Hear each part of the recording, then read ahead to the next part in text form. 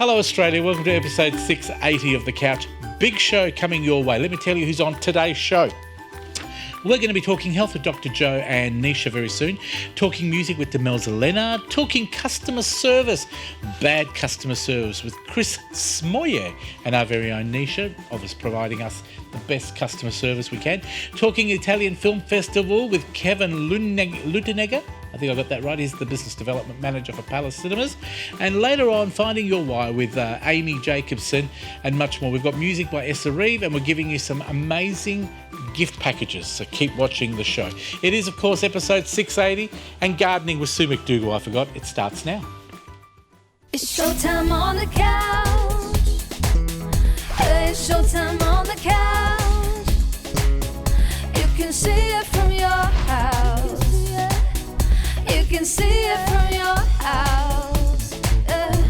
It's showtime on the couch with Fred and the best in town. You can see it from your house. Yeah, it's showtime on the couch. Oh, oh, oh.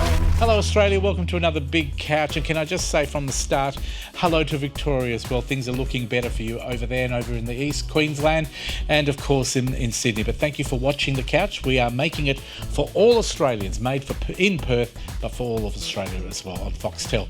Today, big show. We're going to open the show with a wonderful lady. She's a duo in a wedding singer couple. Today she's singing on her own. Her name is Essa Reeve and she's got a cover from the Eagles. The song's called Take It Easy. Exactly what we want you to do today. Take it easy, watch The Couch, relax. Here she is.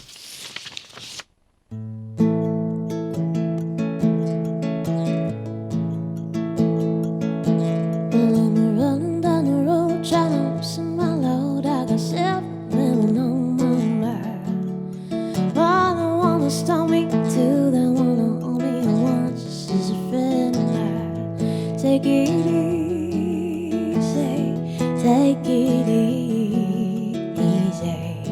Don't let the sound of your own wheels make you crazy. Let them know while you still can. Don't even try to understand. Just find a place to make your stand. Take it easy.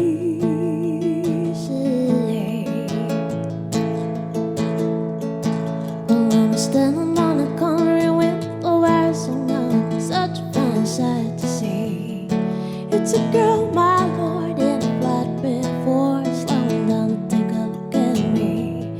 Come on, baby, don't say maybe. I got no just sweet love, it's gonna save me. We may lose and we may win, we'll never be here again. So open up and climb in. Take it easy.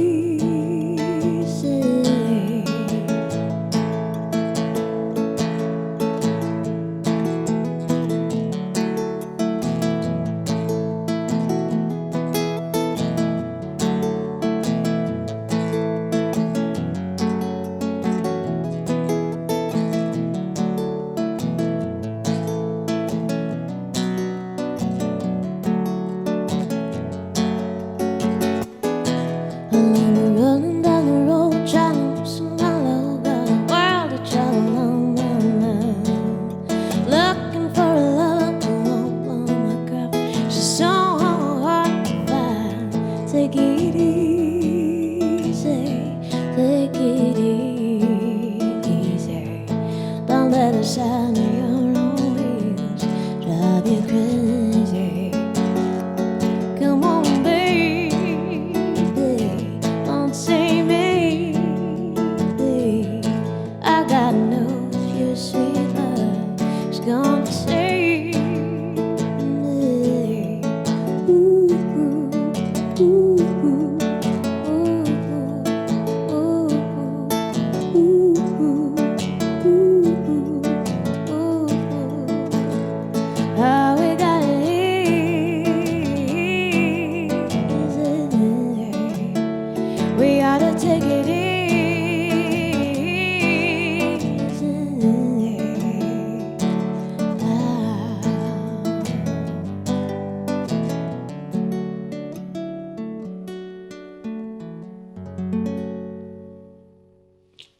take it easy. That's what we're doing here on the couch. Thank you very much to Ezra Reeve, and she'll be back at the end of the show to close the program as well. Beautiful, beautiful singer, part of a wedding singer couple, her and Riley Craig. If you please check out her website, if you can give them some work.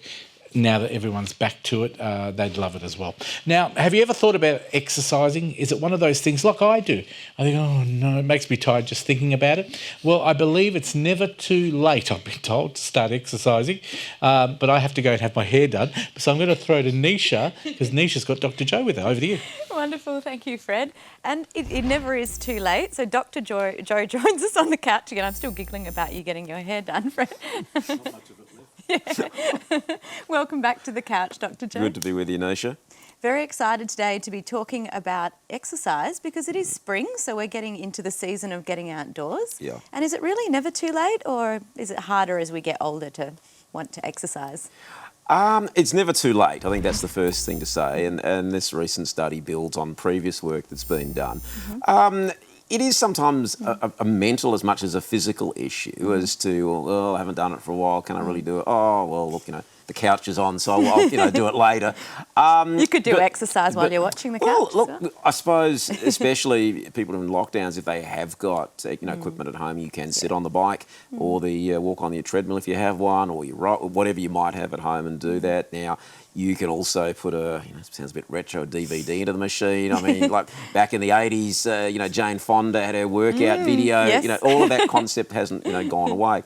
But this latest work looked at about 10,000 people in Korea and looked at what we call cardiometabolic markers. So looked at their blood pressure, diabetes, looked at their heart. And the average age of these people was 64. And it found that those that went from a totally inactive lifestyle to doing some exercise, and the amount didn't have to be massive. It could be as little as, 15 to 30 minutes, a few days a week, that their risk factors did improve. Now, their blood pressure didn't go down by all that much. It wasn't a replacement for their medication, but their markers in terms of diabetes tended to improve, and their sort of risk factor assessment for heart disease also improved. Previously, and this was work done in New South Wales, University of Sydney, they got some people who were above the age of 80, and I think the oldest participant was 102. Wow. And they started getting them doing some resistance exercise. So with weights, not Arnold Schwarzenegger stuff, but lifting some weights, and demonstrated that the oldest participant in the trial was 102, was able to lay down new muscle. So he was able to build up muscle and start laying down some new muscle at the age of 102. And there's also been work done, I think, in the mid-2010s in Israel, also getting people, I think a minimum age was 82, and showing that if they started doing some exercise, even though they haven't done much previously in life, number one, they were able to do it, and number two, there was a benefit from a health perspective. Fantastic. So you can regenerate muscles. What about the psychological benefits too? Because I'm just thinking, obviously, exercise, work-life balance. We know that exercise is very good for stress and mental health, and one of the, I suppose, problems with lockdowns, people not able to do exercise, not only does it impact their physical health, but it also can impact their mental health. So yes, as things are improving and people are able to get out and about, then yes, there are multiple benefits. And it's been, obviously it's a trite thing to say, an extraordinarily stressful time for a whole lot of people. And it's not to say that going for a trot around the block is going to solve everything, but it does help with stress levels. And I think you've touched on the innovation. So at times where we're in lockdown, or you only have a certain time of the day available, if you're a busy professional and you sort of leave home when it's dark, get home when it's dark, you can come up with a regime, can't you, that's useful for you? Very much. It's about what fits into your regime. And again, in different parts of Australia we're at different stages. In some states, the 24/7 gyms are open and people can go to that. And you can go at 3 in the morning if that's your thing. Doesn't probably work for me. But, for some people, if they're on shifts, it might do. Others, yes, it might have to be as simple as going for a walk or a run around your block or local park. And that is fine as well. And you can, stop part way and do a few, press-ups or whatever suits you. And I think that's important, what suits you, and also taking into account your own medical situation. If you do have injuries, then you may want to get some checks beforehand. If you haven't done it for a while, then you don't have to get a medical clearance to exercise. But if you do have medical conditions, it might be and you haven't done it for a while, then it's good to maybe get those things checked.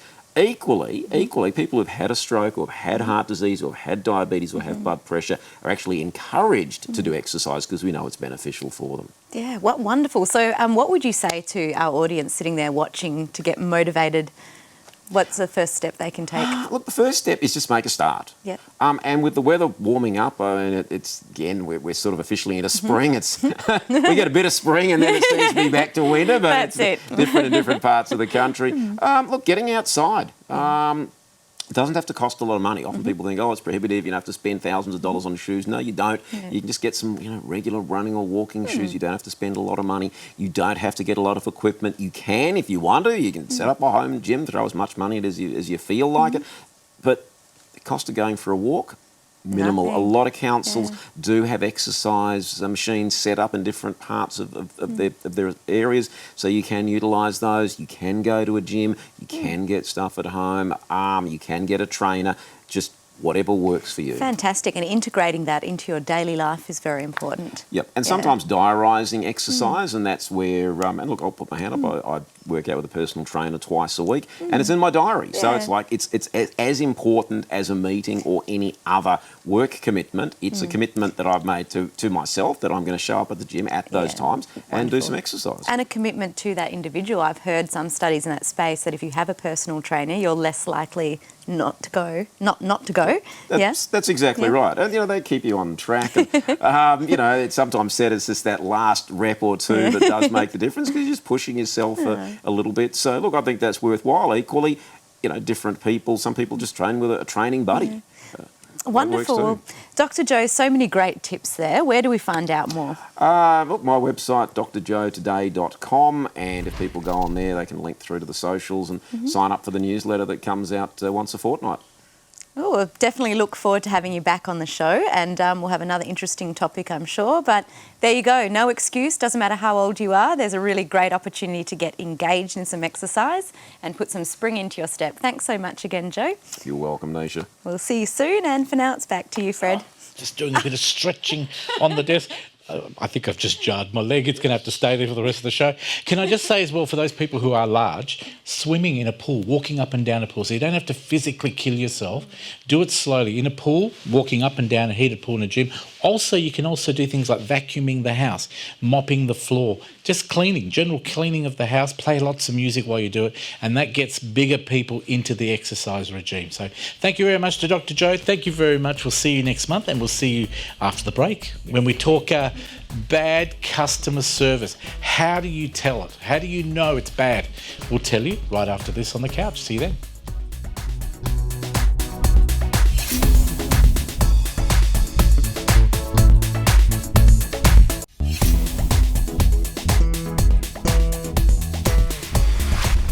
Welcome back to the couch. Nice to have your company all around Australia here on Foxtel. We're talking about customer service, not just good. We're also talking bad customer service with our very good friends, Chris Moyer, and with him is our very own customer service manager for the couch, Nisha Seth. Over to you. Thank you so much. Excited to have that title as well.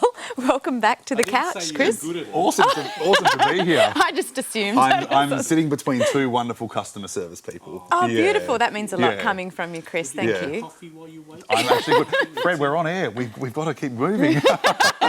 It's keeping us. So, Chris, we are, as Fred said, it's really important to know what bad customer service is as well as good in order to strike while the iron is hot. So, tell us about complaints. How has customer service complaints changed in this environment? And actually, I recall you might have a story about this. I do. So basically, let's just think about the way we complain today. And the way we complain today has actually come about by poor customer service. So I want everybody to think about service in about the year 2000 to 2010. So about, 20 years ago now. And businesses were using email more and more. I mean, email's been around since the 90s, but we were using email more and more. And every time someone would want to make a complaint to a frontline person, they were always told, I can't take the complaint right now. Go and pop it in writing for me. Or you'll need to put that in writing. Send us an email with your complaint. Okay. So what did we do over that 10-year period? We were educated to go home, write an email, and complain online because the frontline person wouldn't take it.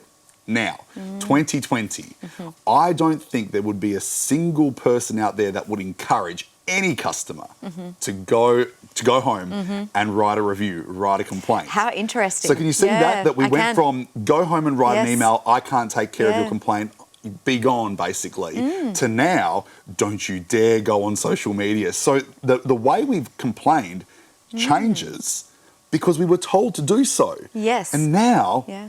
you've got customers out there that want to complain face-to-face, but they don't because they don't feel comfortable to. So they go and do it online instead. And quite often that human connection is really what we need to sort out these complaints. You're quite right, Nisha. And I think the actual problem is there's a lack of connection, which is why people don't actually feel comfortable in the first place. So I think, you know what, I don't feel comfortable to go to you that I have a problem. So do you know what I'm going to do? I'm going to leave it with, I'm not going to complain. I'm going to leave it, come home, stew on it, and then become a keyboard warrior. So the lack of connection is certainly making it hard for people to actually complain face to face.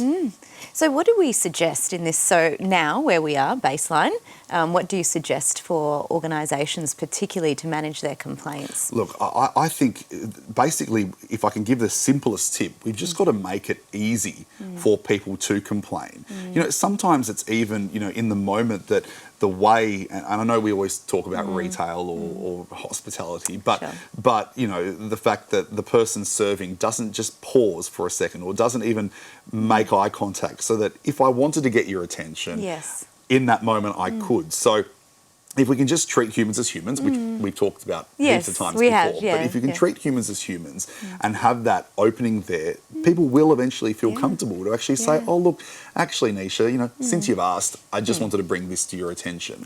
Versus not having that connection, then I'm going to, you know, I'll go home, I'll stew on it, and then I'll say, you know what, no, I do want to make a complaint, but I'm going to do so online because the moment's gone. We're not there anymore.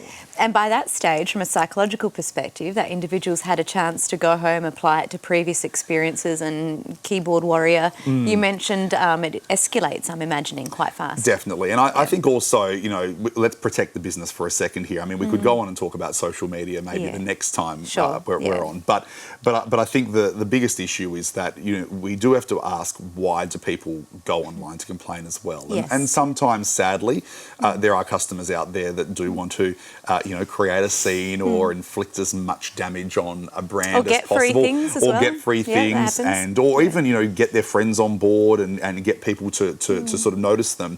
But therein also, I think, lies a great opportunity for businesses. To be honest, I think, and I know we're talking now about reviews, but to get a poor review on social media, I don't think it is the end of the world, especially when it's clear, it's clear as day when you look at the way someone writes.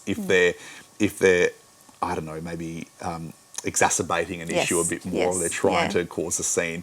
And to be honest, most customers that are discerning, like if you and I were going to book a lunch at a restaurant and we read a review online and someone wrote, "This place is the worst," would we really believe that it is the worst? As an example, you know, I mean, it's obviously there's a lot of reviews, but one review out of so many. That, so putting it into perspective is important as well. And therein actually lies a great opportunity for businesses that when they're responding, particularly in the public arena, to complaints online, they should use that opportunity as a way to kind of make good. So that, you know, if we were reading worst restaurant ever, and then underneath it the restaurant owner wrote, "Hello, thank you for bringing this to our attention. We'd like to contact you privately to find out more about your experience, or these are some of the things that we've done, A, B, C, D," then at least we know that the restaurant has this on their radar and they're taking care of it. So responsiveness is important, the language that we use. So we can't always control what is said about us, but we can certainly control the response. And the response, absolutely. So being responsive to negative complaints, but even to positive compliments. I think when people compliment us, we should also come back and say, look, you know what, thank you so much for that. And we'd love to have you back. But also not to be scripted, you know, your query is important to us, we'll get onto it. Like, approach it with some heart, even over the computer. Well, Chris, you have such heart, and we'd love to have you back on the couch, and the time goes so quickly, but where can people find out more about you? Absolutely. So jump onto my website. It's chrismoyer.com. It's got a list of all of my services and all of the things I can do and provide, and look forward to taking the conversation further then. Wonderful. Well, Chris, we'll see you very soon. And Pleasure. you'll be very busy, I'm sure, in that customer experience space up till then. Absolutely. And if you've missed any of that, you can obviously go to our socials, thecouch.com.au, or Facebook as well. But for now, it's back to you, Fred. Thank you very much, Nisha and Chris. Of course, I picked up a couple of things from what you said. You get free stuff by complaining a lie. I put that as number one. And I've actually done that with Same Boy Chips. They sent me a carton of chips because they were off. And they've a lot of companies, big companies especially. I actually wrote to Telstra and said, ask the managing director a question. And believe it or not, the managing director rang me and I said, yeah, right. And it was him, Andrew, his name is. I can't remember his surname. And he fixed my modem. So do take advice from Chris because it does work. And I think the phone-to-phone thing, it's a shame that they're not improving that because you can deal with the problem straight away. The customer's happy because you've dealt with it. I think there's nothing worse than staying on the phone for an hour than being told to write in. Yeah. But anyway, thank you to Chris. We'll have you back next time. Thank you for all your work. Nice customer service. Guess what? The 2020 St. Ali Italian Film Festival is happening very soon, starting the 29th of September at Palace Cinema. And we're going to be talking to Kevin from Palace Cinema soon. But check out this fantastic trailer that shows you the films.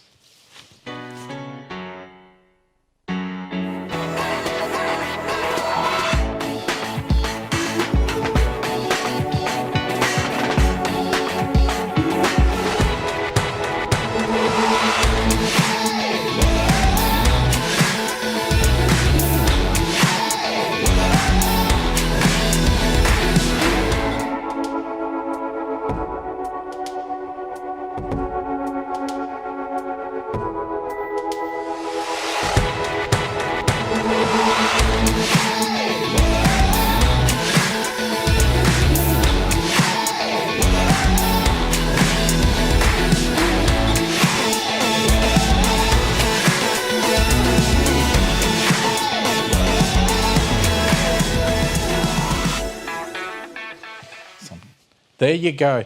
I actually got the benefit of seeing one of those movies at Palace Cinema last week. Absolutely fantastic. There's actually 19 of them. To tell us about this amazing festival, it starts on the 29th of September. We've got Kevin Lutenegger. He is, of course, a business development manager. I call him the boss. We should make you the boss. At Palace Cinemas in Rain Square in Perth. And thank you for being here, Kevin. It's been a while. It has actually, but yeah, thank you for the opportunity to talk about this actually really incredible festival. Well, let's get straight into it. It starts on the 29th. It's all around Australia at Palace Cinemas and some of the Lunar Cinemas as well here in WA, which are part of you guys as well. It's happening in Sydney, Adelaide, Canberra, Brisbane, Perth, of course, Byron Bay and in Melbourne. So Melbourne's to be announced because of the virus, I guess. What did you want to say today? Because I've got 19, look at them all, 19, folks, Italian fantastic movies. Yeah, so in Perth, the festival actually starts on the 1st of October through to the 14th. Mm-hmm. So we're starting a couple of days later than the East Coast just to get through all the opening nights.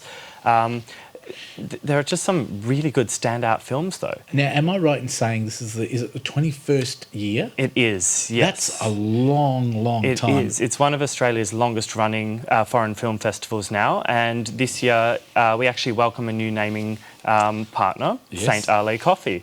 They are wonderful, good coffee. And can I just tell people at home, I spoke to Salvatore in Melbourne. He's going to send us some packs. So I haven't got them on the desk because they're in Melbourne, obviously delays, but we'll give those away as well as part of this wonderful package that we're going to give away later on. Yeah, and so we also wanted to just quickly mention our Perth sponsors in Capital Radio and Golden Ravioli. Golden Ravioli, there you go. I'll hold it up to Scott. There you go. Now, these are beautiful. They look like vegetarian ones, I think they're very healthy. They look really good. I'm going to try them after the show, to be quite honest with you. But we've got a couple of packs to give away to our audience as well. And we're also going to give away, folks, at the end of the show, at the end of the segment, 2 of your own tickets, 2 double passes. So for 2 people, 2 tickets, so that's 4 all up, and we're going to let you go and watch some of the films at Palace Cinema. So thank you very much. Now, Kevin, why do people need to know, because they really should know, why Palace Cinemas in Rain Square is the best place to watch these movies? Well, thank you for saying that, but Palace Rain Square really offers something that we don't get in Western Australia with any other cinema. So we're fully licensed. We've got 13 screens, 4 bars, 4 lounges. We have a rooftop terrace. All the seats are handmade Spanish leather reclining seats. We've got the waiter service in our Platinum offering. It's just from step all the above. restaurants, isn't it? It's not just your own restaurant. That's correct. You can actually order from this whole floor of different takeaway restaurants, and they'll deliver it up. You don't have to actually leave the cinema to go and pick it up. That's right. Yeah, you can just order it from the bar, from our menu, and we'll just bring it to your seat. And we're very lucky over here in Perth because Palace Cinema, pretty much our restrictions have been eased, so we're pretty relaxed. You can pretty much sit where you want to. Obviously, you're not going to sit on top of anybody, but and they're beautiful, stylish, clean, air conditioned, incredible hygiene. We were there the other night, and can I tell you as well, the other night we got 50% off our wine, but you might be lucky. There might be some specials that night. Yeah, so for the Italian Film Festival, we actually are running a few offers and promotions. But like what you were just saying, with how lucky we are here in Perth with the capacity restrictions, it really is a testament that the opening night has actually already sold out. Pinocchio, yes. I think we've got some overlay. I think our director's showing a little bit of Pinocchio. Now, you remember the story, the little wooden boy, the nose got bigger. When we were kids, we used to play this, and we used to call all our horrible people that we didn't like Pinocchios. They used to lie. But this is the opening film, isn't it, of the festival? It is. So it's a live-action remake of the classic tale. It's quite adult and gothic in how they've redone it this time.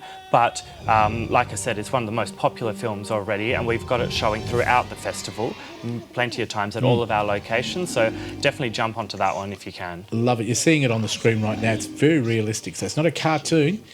Pinocchio is a bit scary, to be quite honest with you. So it's very real life. Yes. So we want people to go and watch it. Now, there are lots of screening dates. So don't worry if the opening night is fully booked. Around Australia, you need to check your own local Palace cinemas. But here in Perth, it is fully sold out, isn't it? Yes, it is. And does that go for Luna as well, or is it only at Palace, the opening? So the opening is at our joint venture partner Luna this year, and Rain Square and the other locations will also be showing separate screenings On different throughout times. the festival. Yeah. Now, I have to say, when I watched the movie the other night, it was just amazing. The quality of your screens, can I say, and the audio, the acoustics, so important at cinemas. Do you have special equipment that you use for the audio and the screens? Are they? I mean, I know they're high definition. What have you got? So basically, all of the equipment at Rain Square is state of the art. It's brand new. Palace prides itself on the quality of the cinema experience, and that goes from customer service to the cinemas themselves, to the audio, to the picture and sound, to everything. So you're not going to have a disappointment. If you're disappointed, like Chris said, put it in writing, and I know that Kevin will write back to you because you won't be disappointed. Wonderful films. Now, can I just say there's 19 films. Pinocchio starts it all off. Then you've got Martin Eden, Once Upon a Time, The Most Beautiful Day in the World, Being for Mum, The Big Step, Ordinary Justice, The Goddess of Fortune, that's the one we watched the other night, Let's Clean Up, Feel Your Memories, Golden Man, 7 Hours to Win Your Heart, I Hate Summer, and then we also got The Traitor, My Brother Chases Dinosaurs, Bad Tales, Say It Loud, and Hamanette and Milena. So there's 19 movies, so you won't miss out. We'd love you to go and watch it. It is, of course, the St. Ali Italian Film Festival, starting 29th around Australia, and here in Perth again on the 2nd, isn't it? On the 1st of On the October. 1st, sorry, 1st of October. A fantastic Rain Square Cinema. We'd love you to go and taste it for yourself. Kevin, parking, how does that work? So with validation, in the evenings and weekends, we can offer you $5 parking for up to 4 hours, so it makes it really affordable. So take your ticket. Don't do what a lot of people forget, to take your ticket with you. Take it up to the cinema counter. They will scan or punch your card, so to speak, and you'll get the discount. It worked for me the other night. I think it was only $5, like you said. $5, yes. Beautiful. Go up in the lift. It's safe and dry. It's safe. And have a coffee beforehand if you want. Have a wine. Wonderful. It is the St. Ali Italian Film Festival 2020. Starts at Palace Cinema on the 1st of October here in Perth. Check your guides all around Australia. They do have their own website, which is, of course, the italianfilmfestival.com.au. But you can always check out palacecinemas.com.au. They've got all the details. Just click on the festival. Now, we're going to give away these wonderful ravioli, which I'm holding here, plus the 2 tickets when we switch to that camera. There you go. We've got 4 of those tickets. The ravioli, we've got 2 packs to give away, and we'll throw in some coffee. Can we give out the SMS details and show a bit of the cinema, Adrian, if you've got the graphics and the film there? I think we have on screen. There it is there. That's what your cinema looks like. It is incredibly beautiful. Look at the style. Look at the way the wine pours in. Pours even better down your throat, I guess. The food is amazing. Lots of different cinemas there. Leather seats. Like we said, great popcorn, great staff, great customer service, and centrally located. If you want to win that, the code word, very, very easy. The code word is Palace, P-A-L-A-C-E. What else would we use? Palace for Palace Cinema. Your name and address needs to be on that SMS. Send it to 0439 929 929 and 2 lucky people will get the tickets plus the ravioli thanks to our fantastic sponsors, Golden Ravioli. I actually go there in North Perth and I buy, they've also got other stuff as well. Incredible. And we'll also throw in the coffee thanks to St. Aldi as well. Thank you very much, Kevin, as always. A pleasure to have you here. Thank you, Fred. And the cinema's up and running, open for people to go in and check them out, and lots of new titles coming out in the next few months. That is all about the festival. Please check out our website for more details. We'll take a break. We'll be back with more of The Couch right after this. See you then.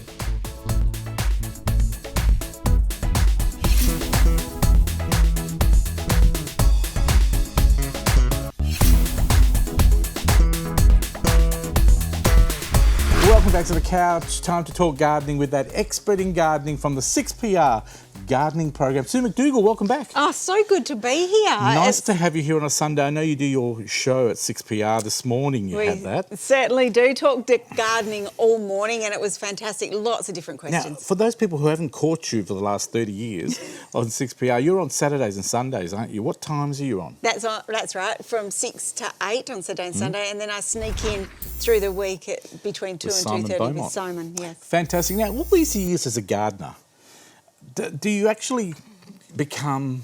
Do you ever get bored with gardening? Or because I never see you bored. You are the most exciting person. How do you stay interested after 30 years of gardening on radio? I think I get so much pleasure out of helping people. I think that's it. And when I can help someone and they have success, and there's always things happening in the environment, and so I just notice things, the weather affects everything, and it just changes so much. And that's what I love. There's always plants in flower. Every day is so different. I've got a favourite every day. And what is your favourite part of gardening? Because some people like growing flowers, some people like growing veggies, some people love watering. I mean, I'm a watering type gardener. Are you a waterer? I love watering and seeing the water bead over the plants and then watching them grow. What do you like as a gardener? I like the feeling of the garden, if that makes sense. So I like the tranquility? Exactly. Yeah, exactly. Having the trees and having the shade and seeing how all of the elements, so flowers, plants, the soil, the mulch, everything that's part of that, how that interacts. All works together. And you see, you're 100% right, because in my backyard, I haven't got a huge backyard, but I've got trees, I've got lots of plants, I've got plants in pot plants and some on the garden bed, and I get my hose, I get my chair, and I slowly water, and it gives me this feeling of being rested and feeling happy and lightheaded and all this sort of thing. So there's a lot to be learnt and gained from gardening, especially now with COVID. What benefits can we give people that are maybe thinking, I'm bored of reading books, I'm bored of watching TV? Can gardening be a solution? It certainly is, but it also has the benefit of the mental health benefits, so you feel better, and there's that researched and I would say proven biophilia effect. Yep. So you only have to look at nature for 40 seconds for it to make a difference. Yep. And then growing your own, so you get a sense of achievement. So just a little bit of food you've got to grow in your garden. You get a sense of space, that's your own space and you're looking after it. You've got a sense of achievement that goes with that, and ownership. I think that's important. And getting outside, there's always exercise, a little bit of exercise and movement, and you're eating well, you're noticing the environment, and I think it can only benefit everyone once we know what's happening. I even just enjoy filling up my water feature. Exactly. I've got one of those homemade water features, which are beautiful. I just go in, fill it up, and you just feel so tranquil when it's full and the water's going blah, blah, blah, blah, blah, everywhere. It's fantastic. Sue, today we're going to talk about Boronias. Oh, have you grown these? I've got a couple. I think I've got a couple, but they're not like this. Mine are more like this and brown. No, well, that means they're dead Oh, spread. that's the word. That was the word I was looking for, Sue. Yeah, try another one. So Boronia is probably one of those iconic West Australian species that the perfume of Boronia is just amazing. So Boronia megastigma is the perfume variety. So this one's called Heaven Scent, more compact and bushy. So do they really smell different? They all smell different? Well, this one smells sweet perfume. The Boronia oil is so expensive. And what do you use it for? Boronia oil has got healing properties, and also in the perfume industry it's used. But unique to Western Australia, there are other species of Boronias that you wouldn't even know are Boronias, but very different. One's Boronia heterophylla, which is taller, red flowers, and quite a strong grower. So where these grow naturally, Fred, is down south, anywhere from Albany up to Bridgetown, Perth. maybe, exactly. Manjimup, In that Busselton, area, Bunbury. all the other cool areas. So it likes Underneath cold where it's weather. nice and cold, well, it likes damp, so it likes really good soil. Okay. And you find that they dry out very quickly. So great for self-watering pots. So that's why you do need to do a water little bit them. more water. So they're like frangipanis, because I've got a beautiful frangipani, but the lady who gave it to me said, please make sure you water it, even if you think it's great. Heaps of water. They love lots of water. Yeah. So do the Boronias. Yeah, so do the Boronias. And when you look at the root system, you think that's such a strong root system. So after it's finished flowering, the other tip to get them grow beautifully is that you just grab the plant like that and chop off about that much. Why do you do all that? that new growth, because it encourages this beautiful new growth to come through, and you're regenerating the plant. And is So that the same with trees? Because I was told to cut my 5-metre trees at the top. depends and they what will type grow of out. tree it is, but most shrubs you can trim off. Anything that's finished flowering, once it's the end of the flowering, one of the spring tips for now, the best tip we can give you this morning, is just chop it off. Chop the top Yeah. off. And it won't harm the plants. So people don't worry, it will not harm the plants. Now, we've got 3 here or 2 types of We've got Boronia? 3. We've actually got the standard brown Boronia, which is quite a tall grower. When I say tall, to a metre high. When you say Fred. standard, is that the one that most people get at Most Bunnings? people or... get. This is a cultivar which is compact, bushy, lots of flowers, and has got a beautiful name, Heaven Scent. You can't go wrong, can you? Fantastic. And the And yellow one, same, has beautiful perfume. What and do you bright yellow. need to grow them? What sort of soil? Native premium potting mix, so I'm going to grow them in a pot. Yep. Terracotta pot that's glazed or unglazed, doesn't Mm-hmm. matter. And then controlled release fertiliser, and then a morning sun, afternoon shade position. They are just worth. And what are they any worth spot. to buy? This one may be about just over $10. What a wonderful gift for $15, Christmas yeah. or just Mother's Day or any exactly. day. Any Pop day. down and just brighten up your Spring garden. 'Cause, like Sue enjoys planting her plants at the front of her house in spring and watching them bloom with Yeah. flowers, etc. I think it's a beautiful thing to do. Boronias, they're in season now. They are in season Best now. time now to whether- grow them. Yeah, exactly. Fantastic. Now, Sue, where do we find a lot of information about you and your gardening program? If you go to 6PR Gardening with Sue McDougall, head to Facebook, you'll find the plants of the week, all the different information, some inspiration, I always say. And she does talk back as well. That's the biggest thing about her program. You can ring her instantly on 922 11 882 every Saturday and Sunday between 6 and 8. Ask her a question. She'll answer it on the spot, or you can send her an email with your plant, with the problem with your plant, and she'll try and answer that as well. I will. Sue, Garden Gurus is back as well. You're on Yes. Sundays with them. Yeah, look forward to that. I enjoy that Fantastic. so much. Great series. Nice happening. to see you back. Yeah, So check her out on Channel 9 Sunday afternoons. They're different all around Australia, but check it out. Garden Gurus. Sue's one of the main contributors to that program, so you're doing wonderful. Thanks, it's nice to Fred. see you back. Good to see you too. We'll catch you on the gardening show. I think I might be on with you next week. I look forward to that. That's Sue McDougall talking gardening on the couch. And don't forget, talking gardening on 6PR as well. Nisha's waiting over there with a very good friend of ours, Amy. Over to you, Nisha. Wonderful. Thank you, Fred. And Amy Jacobson, welcome back to the couch. Thank you, Nisha. It's always nice to be here. Our emotional intelligence and human behaviour expert here at the couch. I'm getting very comfortable on this couch too. It is comfy. These cushions are It lovely. is, yes. So we know emotional intelligence is so important in a lot of different contexts. What are we going to focus on today? Because you have talked about a few different topics on previous shows. We have. So we've covered off what emotional intelligence is. We covered off what own it is, that first step. And today we're going to talk about the second step, which is all about face it.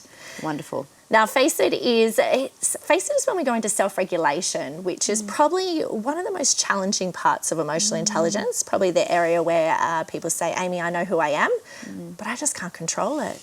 So this is where we start to control our emotions, we start to face our fears and really hit into that self-doubt area. So this sounds like a really challenging part of, and confronting probably is the word that comes up.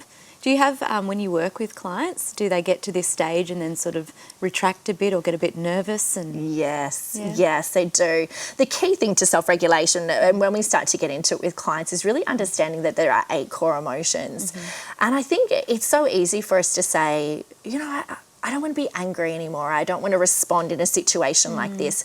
But the key to this area, and probably the area that the thing we suffer the most with, I guess, is we are always feeling an emotion. So if we say we don't want to be angry, how do we want to be instead? Yes. So that's one of the key questions that I ask people is, okay, if we want to control this emotion, we want to control this trigger, we need to decide how we're going to feel instead of being angry. And that's the first step of it. do you find that reframing quite challenging for some individuals, especially if Yes. they've been doing the same thing for years and years and years? Yes. And anger is a strong emotion. And you've got to want to change it, right? So sometimes they'll Yes. say to me, okay, I get really angry in this situation. And I say, okay, how do you want to feel instead? And they said, well, anger is justified. So, okay, well, we can only change it if you want to change it. But sometimes it's a matter of saying, okay, this currently makes me a 9 out of 10 angry, where I just don't want to be as angry. So how do I respond more in a frustrated way, or a 4 out of 10 anger rather than a really extreme version of anger? So you're using that awareness in order to regulate. Yes, Yeah, that's wonderful. exactly right. And I think the key to it too is, you know, even when we go into those emotional responses and even fear in this place, people tend to want to change who they are, and changing who you are isn't really what emotional intelligence is about. It's about knowing who you are and then how to leverage that. So saying, okay, if this is a trigger for me and I know I'm going to respond like that, what can I do in order to control that, or what can I do in the lead up to change that emotional response? Wonderful. You know, I like hearing you say that, because I think with mental health what's so important is that, you know, you are enough. Wherever you are enough as an individual, and you work on that. That's So, right. That's yeah. right. I think people are so hung up in trying to be somebody that they're not. And I hear even a lot of people say, you know, fear is one of my favourite things to speak about, in that people think that fear is a bad thing, and fear isn't. Fear is not a bad thing. And in fact, if we didn't have fear, we'd all be dead. Yes, Like fear yes. is that barrier for us. It provides that limitation. And I think it's okay to have fear. And in fact, some of us could do with a little bit more fear. Yes, yeah. So, You're so right, because fear underlies anxiety, right? So I'm Correct. guessing a lot of people that you work with, particularly around fighting for survival, you've got written down here too. Talk to us Yes. about that. Is it a fight for survival with the Yeah. fear? It is. Your fear is going to kick that in, right? Anytime you're facing your greatest fear, or that fear comes in, that fight for survival naturally responds. So it's, you know, I'm in a situation where I'm feeling fearful and I don't feel like I'm in control. So how can I actually fight in response to that? And we're seeing, look, 2020 has been a year for that, unfortunately. Yeah. I think we're seeing a lot of people respond in that kind of way. But I think that instead of trying to fight that fear and really, you know, smash through it and become, again, somebody that we're not, it's about recognising that that fear is happening for a reason.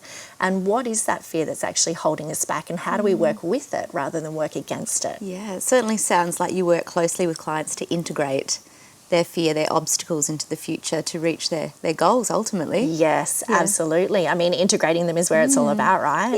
Yeah, absolutely. So self-doubt, imposter syndrome, tell us about this. Oh, self-doubt and imposter syndrome is probably one of the biggest barriers that holds a lot of us back. Comparison is a killer. And we compare ourselves all of the time, which then creates imposter syndrome. I know for me, I'm not stopped from having any form of imposter syndrome as well, really. There are days when imposter syndrome kicks in for me as well, and self-doubt. And it is a natural human behaviour for that to happen. The biggest thing that we need to do is self-doubt and imposter syndrome is because our mind is losing that sense of control. We don't know what the response is. We don't know what the outcome is going to be. We cannot control it.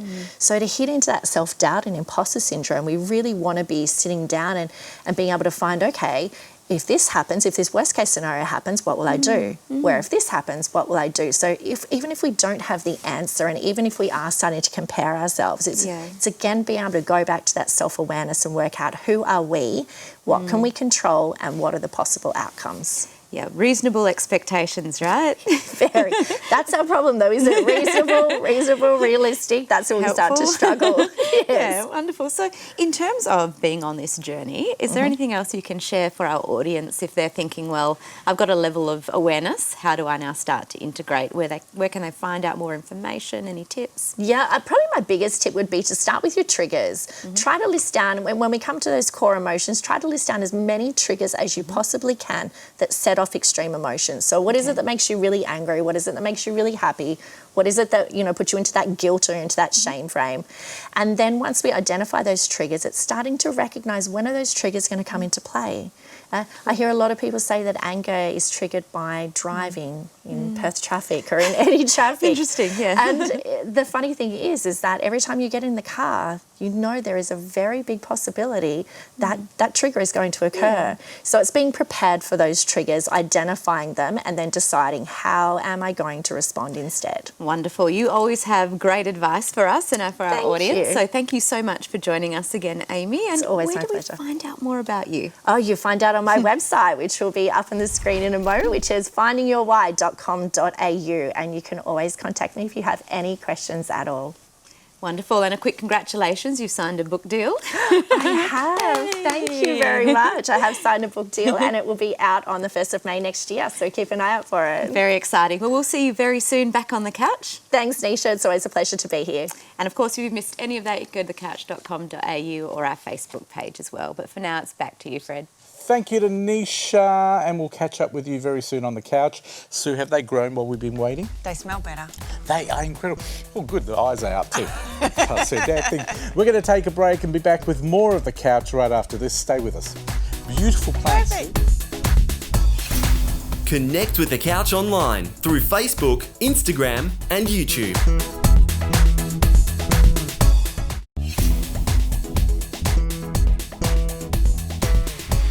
Welcome back to the couch. Always nice to have your company. Carolee Katzenbarner's popped in earlier today to talk to Nisha about step parenting and Christmas. Over to you, Nisha. Thank you, Fred. Carolee, welcome back to the couch. Thank you so much, Nisha. Thank you for having me. Such a pleasure. We're talking about a very important topic, step parenting, and you have been on the show before and you have got a book, Step Parenting with Purpose, everything you wanted to know but were afraid to ask. Yes. Today, though, we are going to get prepared, I guess, for Christmas coming up. What are we going to talk about? Yeah, Nisha, I just thought it's important for everybody out there that's watching this. We've had various double lockdowns around Australia in various states. We know that there are lots of families, both within, say, the state of Victoria, unable to go more than 5 kilometres from their homes. When the lockdown is lifted, everyone will be very happy, but no one can really get complacent around Australia because there may well be another lockdown. What I'd like step families, blended families, shared parenting situations, family types of all shapes and sizes just to think about is Christmas holidays are not far away. And traditionally with the 2 months over the summer, some step families do one straight month, some do alternate weeks, alternate fortnights. Have a little bit of forethought between the families to work out what is the ideal situation and what may well happen to make it as stress-free as possible for the children as well as for the adults involved. So mental preparation. Mental preparation, also the fact is that a lot of families that live in different states of Australia quite often do Christmas with one family and then the next year they do Christmas with the other and they just split it. It's just going to save a lot of arguments down the track. So in terms of making these plans, what are some further suggestions? Because I know this is where in a blended family I can imagine, there can be some challenges around who gets which day, Christmas Day versus New Year's Day. Well, it's just a matter of when the kids are in bed, sit down, look at the calendar, because I think custody things have gone out the window, especially in Victoria. Sit down, work it out and be sensible with what it is. If there are birthdays in that period, work it out. I think if there's anything that COVID-19 has shown us, it's the need for open, transparent communication between all parties. 2020 has been a year like no other. I know that there's a lot of bitterness and anger between a lot of step parenting families. It really has to stop and practicality has to take over, especially this year. In terms of practicality, because I think that's one of the most important things to focus on here as well, are there any other, any examples that you have of situations that maybe have been a bit challenging that have then been improved through taking the steps that you've mentioned? Look, I've had friends in various situations. In our situation, my husband's birthday was Christmas Eve. Christmas was a nightmare for several years in a row. Yeah. I used to say when we lived in the same state, you need to split the Christmas and New Year because it's just getting ridiculous. I think, look, in an ideal world, it didn't happen for us, but if there's anybody out there watching that could possibly contemplate perhaps a joint family catch-up, maybe it's a barbecue in a park or something like that, because we don't know what the landscape will look like towards Christmas and New Year. Maybe one big celebration together. Is it really going to destroy families that have repartnered to perhaps maybe do something on Christmas morning with all the kids and all the partners in the new family dynamics? People might be looking at this saying, oh, that'll never work. Prior to 2020, it may never have worked, but we're now living in a situation where it may have to work.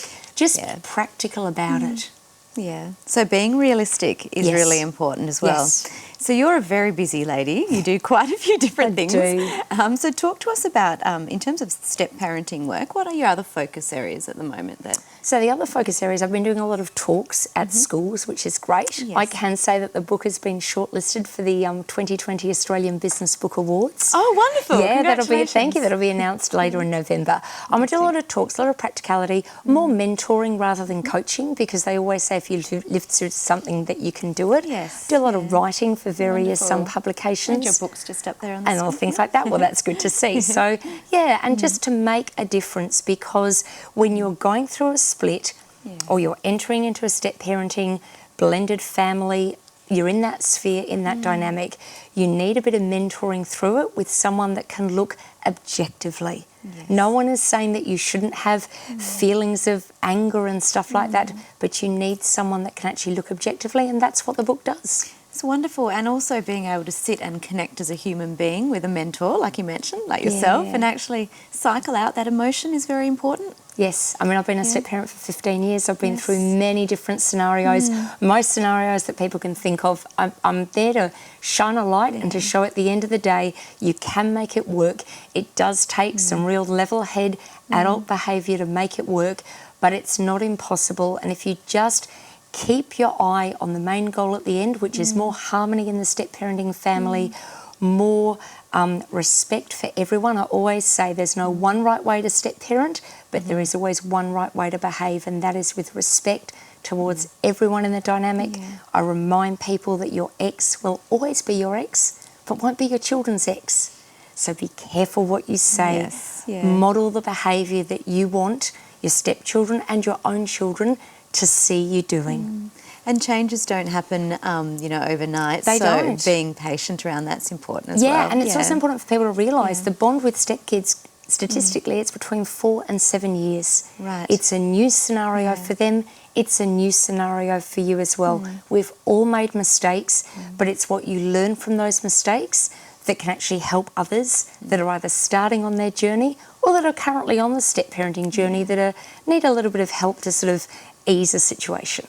Beautiful. I can sense your passion and your knowledge in this space. So if people want to find out more, where do they go? Yes, I have my website. It is on the screen very shortly, and it's www.carolykatzenbarnes.com. The book is available from there, and also I'm available for any advice as well. People can send an email through there. It's also available at Dimmicks and, of course, on Amazon and Booktopia and all other bookstores. Wonderful. You've made me feel very comfortable. So I think if you've got any questions, best to go straight to Carolee. Thank you so much for joining us on the couch. Thank you so much, Nisha, Fred, and everyone on the couch as well. And we will see you very soon. Hope so. Yeah. So any further information, of course, is on thecouch.com.au or our Facebook page as well. But for now, it's back to you, Fred. Thank you very much to Carolee, and thank you to Nisha. Step parenting, we'll have one more segment before the end of the year, next month in October. Now it's time to talk about cancel culture. Now, if you didn't know what it is, our questionable group will be telling us more about it. So without further ado, here's our very good presenter, Simone Springer. Over to you. Thank you so much, Fred. Today we are talking about, has cancel culture gone too far? And joining me, I have two extremely funny comedians. I have Alexander Sagosta and Cameron McLaren. Yeah! Woo, I love those guys. So what do you think? Cameron, do you think cancel culture has gone too far?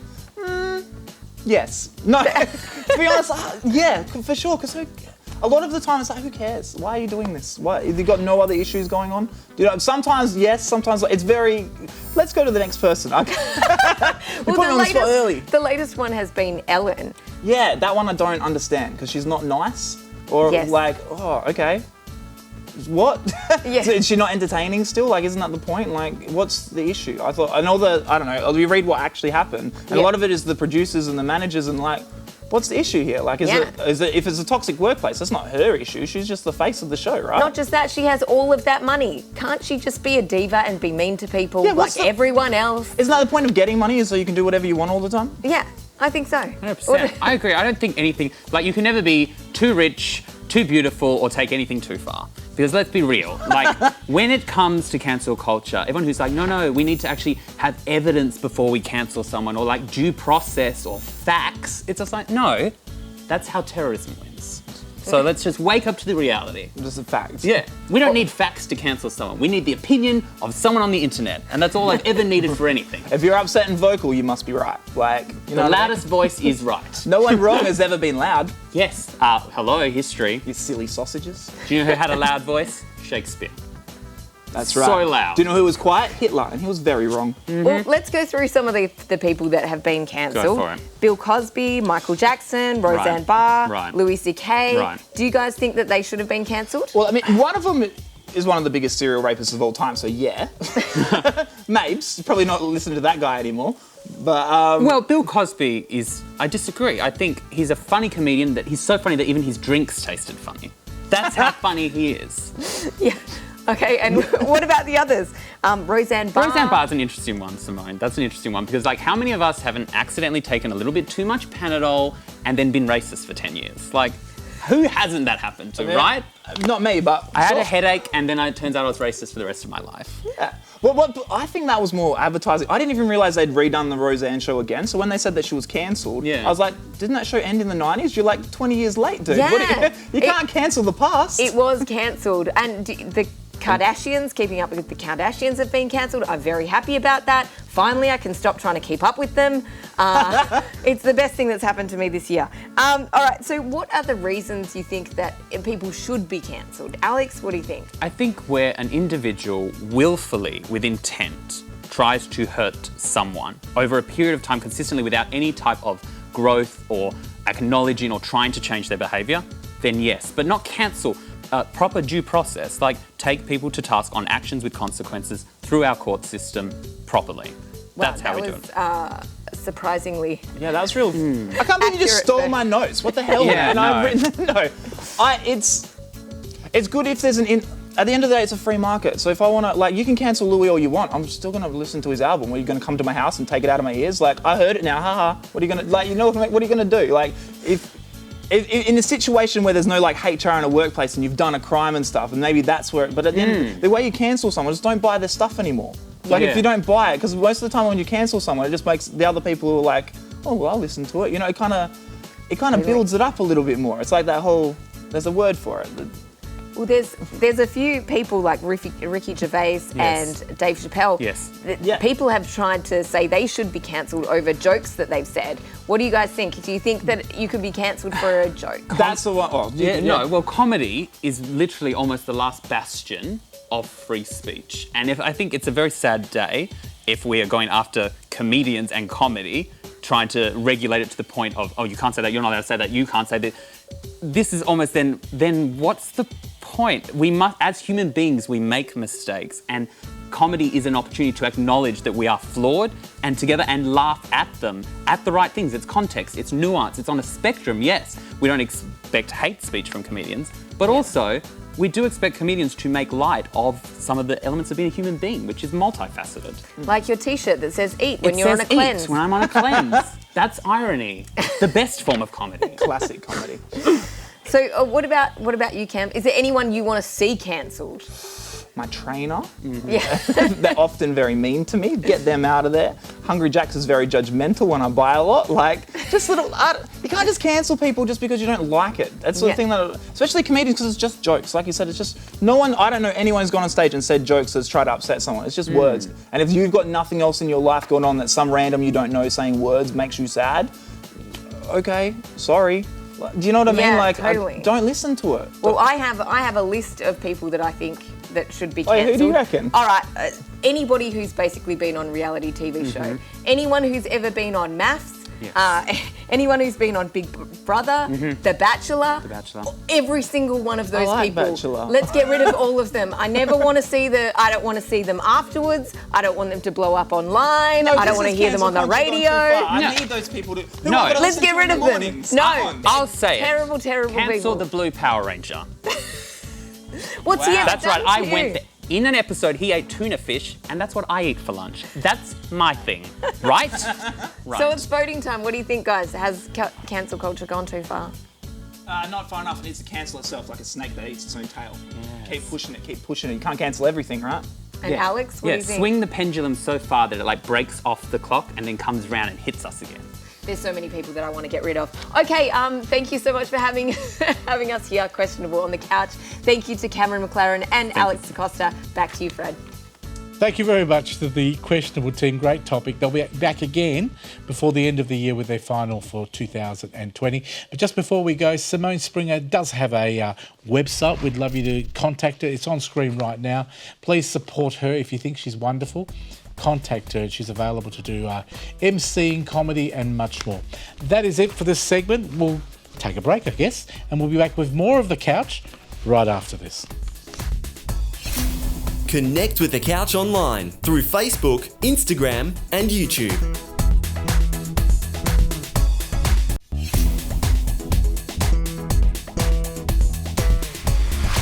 Welcome back to The Couch. It's been a very big show, but it's going to get even bigger now because Demelza Leonard is here talking music. Welcome back. Hello. Hello, Demelza. How's your week been? Busy. Lots happening in music these days. I hear lots of artists are coming to Perth soon. Well, hopefully, as soon as those restrictions, I think we're going to have an influx and all those postponed concerts are going to start. Well, from what I hear, the airfares are the only problem. The airlines coming to Perth. We are now allowed to have 500 people at events. A lot of rock concert events and events are happening around the country. Yeah, there's some really interesting social distancing events and the way that they're looking. There's one that's going on down south very shortly, and that has segregated the staging. It's almost a 360 stage. Isn't it amazing how many people have now taken the social distancing thing and implemented it in everyday life? That's exactly it. They might as well do it, and it's probably a good thing anyway. That's right, as well. And, you know, it's something that's still going to allow us to have those wonderful entertainment opportunities, but we're doing it safely I wonder as if well. Madonna's social distancing, because I see her at the top of your list. Oh, I know. She's been doing some very interesting things, and one of those is she's about to create her very own biopic. Really? So, yeah, expect a Madonna biopic on the way. The Material Girl, she's going to direct it and co-write it. Universal Pictures will be involved for it as well, which means that we're going to have her catalogue involved in it. It's not going to be like some of the biopics where you have these kind of bootleg versions of the songs. She's been in the news a bit lately, and I can't remember what the story was. She's done a few things. I know she's got a younger boy that's around the age of that's around the age of Lourdes's. How lucky is she? Yeah, as well. So she's done she's been a bit controversial, but then it's also just her life as well. But it's Madonna. What else I think do you so. I expect? agree with you. She's teamed up with the Juno screenwriter Diablo Cody for this. So it's going to be interesting. She says that the movie is about the happy, the sad, the mad, the crazy, the good, the bad and the ugly. So I think she's going to put it all out on the table with this one, which is going to be a really interesting biopic to see. Look forward to seeing Madonna in action. Yeah, it'd be interesting who she picks to play her as well. Yes, have to be someone very young.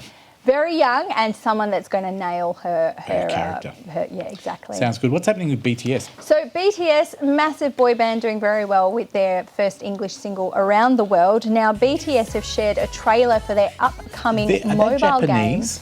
Korean. Korean. Yeah, okay. so they're part of the K-pop and those voices, industry. are they Milli Vanilli or real? No, totally real. What K-pop and J-pop are very, very popular and very talented as well. They work very sound hard. really, really good. They are fantastic, and this is the biggest. It's actually the biggest boy band around the world. So they Wow. do even better than your Justin Bieber's. So better than and One Direction. better than One Direction, because it's such a huge K-pop fan base as well, and it's something that's not just within their own countries, it spans right throughout. You look at the success of Pop Asia here in Australia, people love it. Yep. So And yeah. what does BTS stand for? Is there does it You know, mean you're anything? going to put me on the spot, and all the K-pop fans Yeah. are going to hate me right now, but I actually can't remember off the top of my head. I reckon it stands I will for get back to Behind you the on Song. that. I will get Behind the back to Song. you on that one. When I was a kid, we had, was it Behind the News, BTN, when we were little? BTS, yes. Do you remember? So BTS I must stand for do. Behind the Song. I do remember that. So we'll look one. out for BTS? So they have a mobile game called Universe Stories, which is coming out. All members of the group star in the video trailer, and the game will be out on both iOS and Android. They have done a game before, so this is the follow-up. So if you're a BTS fan or a game fan, this is something Are to you keep into an eye out. initials today? Because I noticed that your next story is about BLG. Notorious B.I.G. Biggie Smalls. So he was tragically Biggie killed. Smalls. Biggie Smalls. So one of the most iconic rappers, very in the 90s. It was either Tupac Shakur or Notorious B.I.G. from New York. Now he was murdered in 1997 through a drive-by. Now that's a shame. his iconic crown that he wore in a photo shoot that he did 3 days before he was killed went for sale at a Sotheby's auction in London earlier this month. Now the photographer spent $6 on that crown for the photo. Guess how much it went for? Oh, 20 million?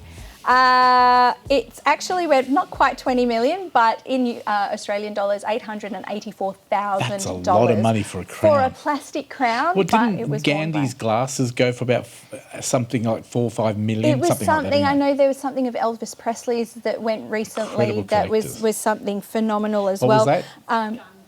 Gandhi. Gandhi, yes. Gandhi. Just put up.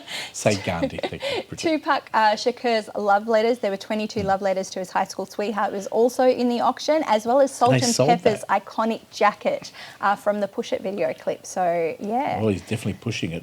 Well done. Yeah. So basically, he's gone, and the money didn't go to his family. It all got sold off. No, I don't know if they had, if they claimed this or whether it was the photographer that had that, but there is a Notorious B.I.G. estate, so there is money going towards his young son, Christopher Wallace Jr.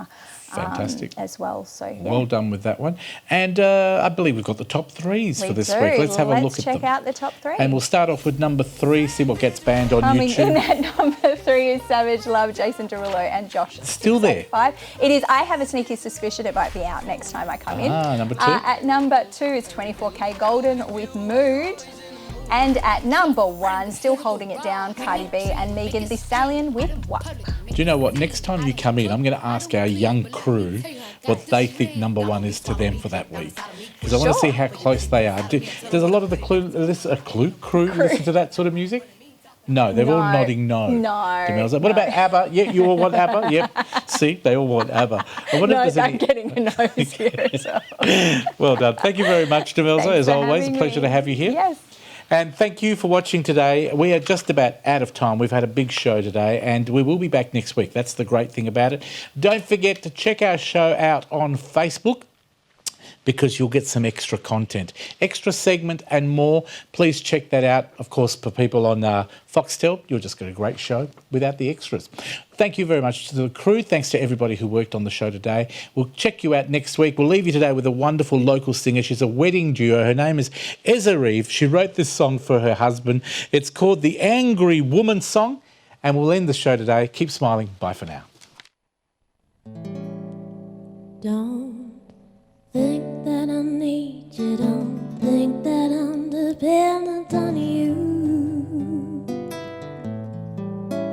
Don't you tie me up like a dog on a leash, 'cause I'm not your accessory.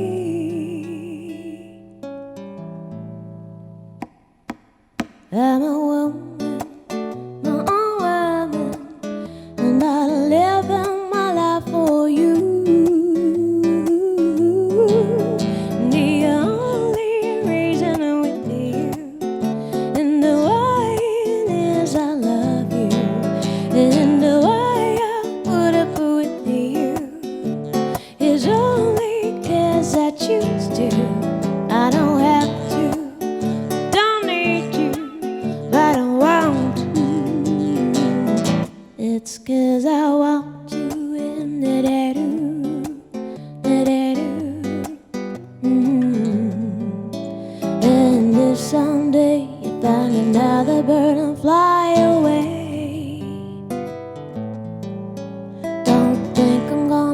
can sit around and wait for you all day.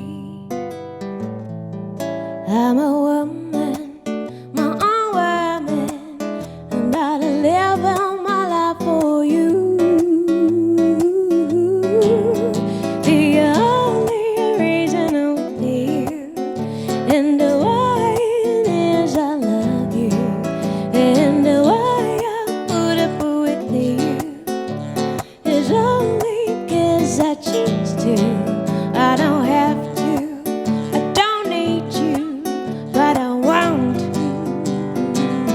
It's 'cause I want to.